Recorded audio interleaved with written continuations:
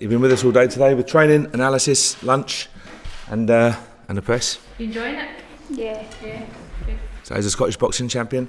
So he showed his medals and his gloves and his shorts off to the players. We'll need to watch ourselves then. Huh? We'll need to watch Yeah, ourselves. absolutely. Be very careful what you ask. Be very careful what you ask. You got a mind of yours, that's Absolutely right. Yeah, need it now. Mark, can we just start with, obviously, Queen of the South Games now going to be on next weekend. What was the reasoning for this time? Because usually games are... We're desperate to get it on because a number of fans have booked flights, ferries, hotels and everything. We're very conscious of the expense and the outlay they've already suffered. So everything we could do to get the game on, we're very conscious of numbers. We run a tight squad and we'll always try and help the national teams as and when we can. So it was a tight call for us, but delighted the game's on and looking forward to it now. So it'll be a case that you'll be without the likes of Barry Mackay? We'll be without certain players, yeah, absolutely. And a number of young players as well have been on the bench away with 17s and 19s, likes of Liam Burt, and there are players out on loan, likes of Ryan Hardy, etc. as well. So we're light on numbers, but we'll deal with that. How much does the fact that you're so far clear in the title race play a part? None whatsoever in that. That's irrelevant. The job's not done yet. We've won nothing yet. So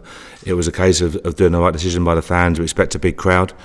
The fans have been magnificent. So very conscious that it wasn't just a number of fans had made the commitment already in terms of bookings and outlay expenditure. So that was a driving force for us. Do you feel it's a bonus having Lee Wallace available, or would you have rather that he would have got the recognition and been in the Scotland squad? Obviously, from my point of view, from a managerial point of view, I'm delighted the players are with me. You know, I want them here. They're performing exceptionally well. Lee, your question there has been first class. He's a club captain. He's been outstanding for us and everything that he's done. So delighted to have him here. Do I think he can perform internationally? I think my opinion is very clear on that one. Do you think it would take the club to be back in the top flight before your players perhaps get that sort of recognition for the performances individually? I understand that, and as I say, it's really important. You know, respect Gordon's decision. He's the national manager, so absolutely respect. All we can do is give our opinion, our honest opinion. But I think there's a healthy gap at the moment, and I think it's down to the level of the players and their level of consistency and the level of quality that they've shown throughout the season. So I've got no doubts about the likes of Lee Wallace. A number of players in the squad can step up. And if it takes going to the Premier League to do that, then so be it. But I've got no doubts about their ability. Have you had to chat to Lee about it? Is it something he's concerned about? No, Lee's been first class. We talk every day. We just spoke 10 minutes ago about his club captains, his duties and the squad and pre-season and various other aspects you chat about every day. But it's important that he knows what we think of him. You know, they're professional players. They train hard every day. They're performing in front of big crowds. It's important that he knows what the management think about him and his level of performance. So we always feed back to him.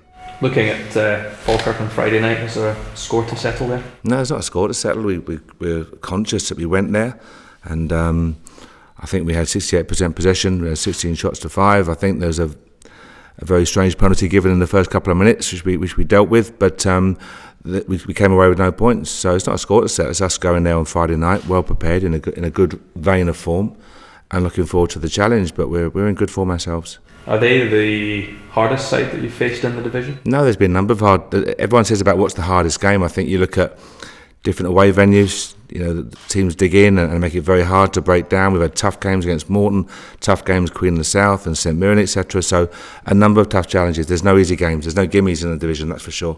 What we have to do, as always, is prepare well. If we prepare well, train well, and deliver the performance, we'll be okay. Will the pitch alter any of your plans? No, not at all. Not at all. We go with the same game plan.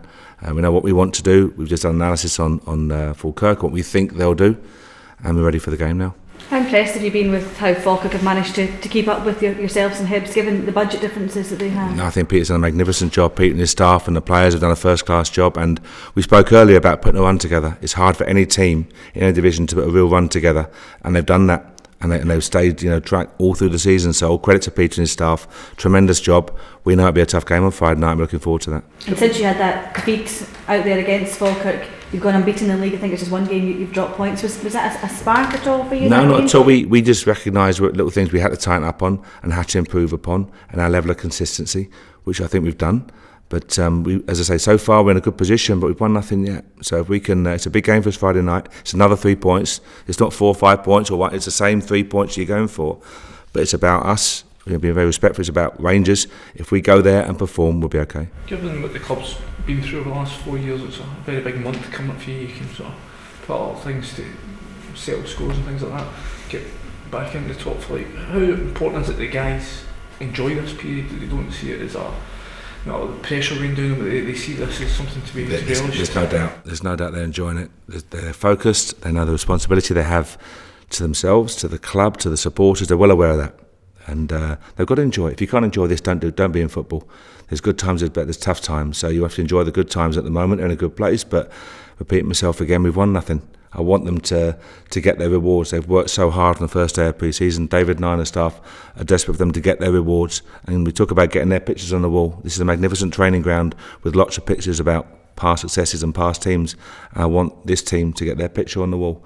It's important. They've worked so hard and shown a quality and a consistency to get the rewards, and then we kick on from there. I suppose somebody yourself, career cut short by injury, you want the guys not to sort of let these opportunities go by to develop something. Yeah, I think if you work whatever job you're in, if you work hard and you work diligently, you want to get something out of it. And I think for these guys here, from the first day of pre-season, as I say, they've actually been first class. They've been adapted to new playing styles and new demands here in terms of what the staff want for them.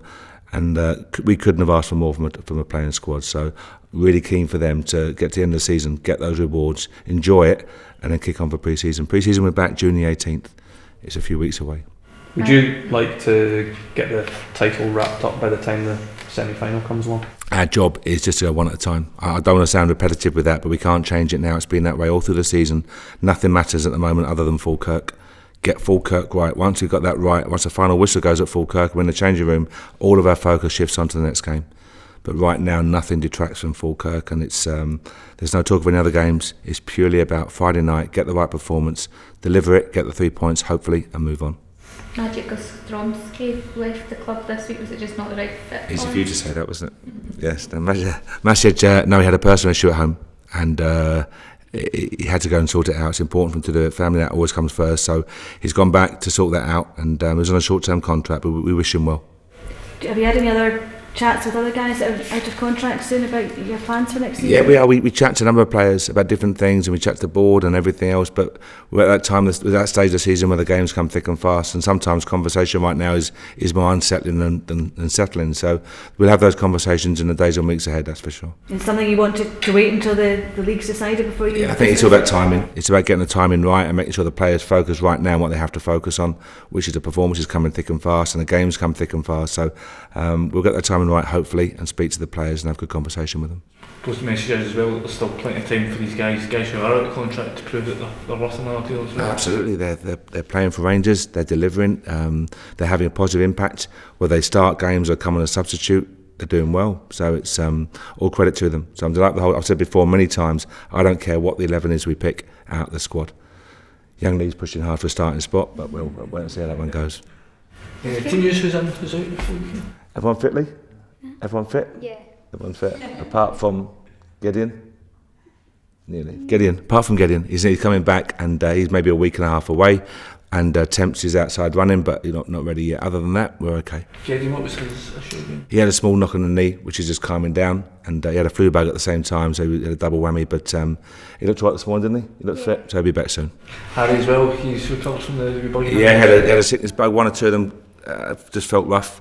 So we gave him the extra day off just to shake it off and keep it away from here from Murray Park. So touch wood, no one's come back with any problems, so we're in good shape. Lee, what's your favourite part of the day so far?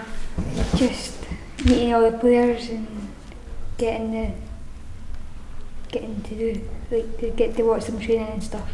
Who's favourite player? And Halliday and Jason Holt.